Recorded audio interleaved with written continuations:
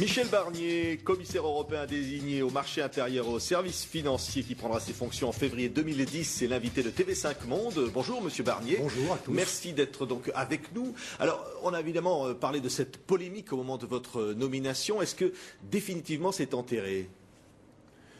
Je pense que tout le monde a retrouvé un peu de calme. Ce qui a étonné un peu les gens, en particulier à Londres, c'est que un Français, je dis bien un Français, pas la France, soit désigné par le président Barroso pour occuper cette mission très importante d'être commissaire pour le marché intérieur et l'ensemble des services. Moi, je peux répondre simplement que ce qui est étonnant, ce n'est pas qu'un Français soit désigné à ce poste, c'est qu'un Français ne l'ait jamais été depuis 50 ans. C'est peut-être ça qui a créé un peu d'émoi. Je pense que, et ce que j'ai dit, et la manière dont nous travaillons, dont nous préparons le moment important pour nous tous les commissaires, sous l'autorité du président Barroso, c'est le passage devant le Parlement européen, qui doit nous investir, qui doit nous écouter, qui doit nous évaluer. Vous êtes confiant sur ce passage devant le Parlement européen? C'est un moment important, hein, c'est pas une formalité. Hein. Moi, j'ai déjà vécu ça il y a une dizaine d'années quand je suis devenu pour la première fois commissaire avec le président Prodi. Ce n'est pas une formalité, et c'est aussi un geste, une exigence démocratique d'être investi, comme le président de la Commission l'a été individuellement, personnellement, il y a quelques semaines, par le Parlement européen. Est-ce que ça veut dire que parce qu'un Français est désigné, ce qui est votre cas, les Anglais ont raison de penser qu'on va être plus interventionniste? En tous les cas, votre prédécesseur, lui, était partisan de l'autorégulation du marché.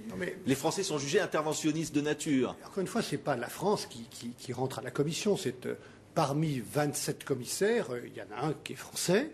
Il se trouve que le président de la République, à qui je dois d'être là par sa confiance, puisque c'est lui qui m'a proposé, Nicolas Sarkozy, a proposé mon nom, et le président Barroso a choisi de me confier ce portefeuille très important. Et je vais travailler avec mes collègues, parce que ce qu'il faut bien expliquer à ceux qui nous écoutent, c'est que la Commission, c'est un collège.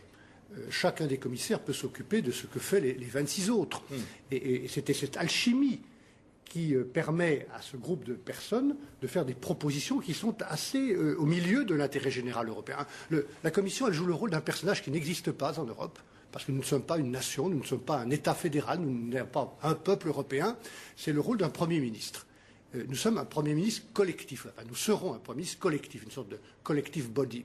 Et ce Premier ministre collectif, ce collège, met des propositions sur la table. J'en mettrai dans le domaine du marché intérieur, de son approfondissement. Je vais être le commissaire de plus de marché intérieur, pas de moins de marché intérieur. L'harmonisation des services, la régulation bancaire ou financière. Un commissaire pour plus d'intervention sur les marchés, comme le demande d'ailleurs le G20. Mais on ne va pas faire semblant. Dans la crise financière. On ne va pas faire semblant d'appliquer les décisions du G20.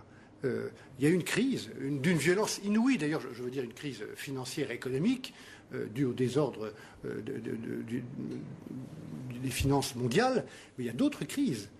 On en parle beaucoup à Copenhague, la crise écologique, le réchauffement climatique, qui est probablement la plus grave et la plus profonde et la plus durable. Il y a la crise alimentaire. 1 milliard d'êtres humains, notamment en Afrique, sont en train de mourir de faim.